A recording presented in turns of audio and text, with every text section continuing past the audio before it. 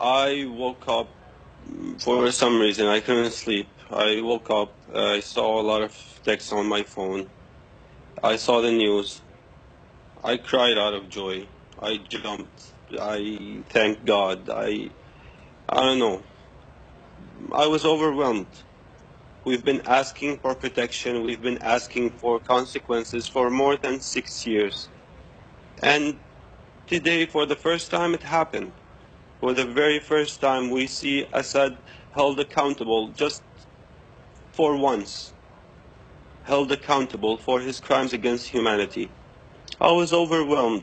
I felt grateful for President Trump. I felt grateful for the United States. I felt grateful for each and every person who lobbied and called and kept on talking until someone actually listened. There are people in America, and I hear you supportive of President Trump, and so many people are, Democrats and Republicans, but there are also people over here in America who are saying, all right, so clearly President Trump is motivated by just, as we all have compassion for these just horrible images of these babies who were killed, but at the same time, this is a man who, doesn't want Syrians to come into this country with this refugee ban. I want to just play some sound. Hillary Clinton weighed in. We cannot in one breath speak of protecting Syrian babies and in the next close America's doors to them. Quickly, Qasim, how do you see that?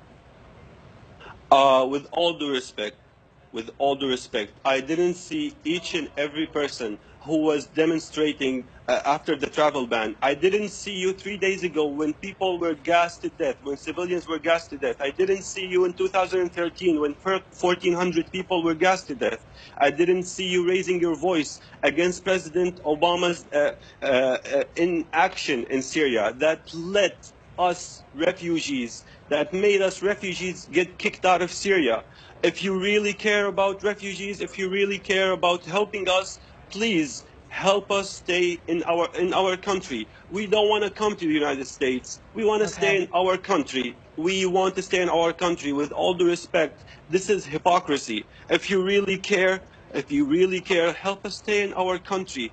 We don't want to become refugees. We want to stay in our country. Help us establish safe zones. Help us stay safe in our country. And if you just give me a few seconds just to tell President Trump once again, please, sir, what you did was amazing. What you did was a powerful message of hope for a lot of people inside and outside of Syria. Please don't stop on this. Please help Syrians stay in their country. Please establish safe zones. Please take out Assad air forces so they won't be able to commit more atrocities using traditional weapons. 500,000 people were killed with traditional weapons, just so people can know what we have suffered in the past 6 years.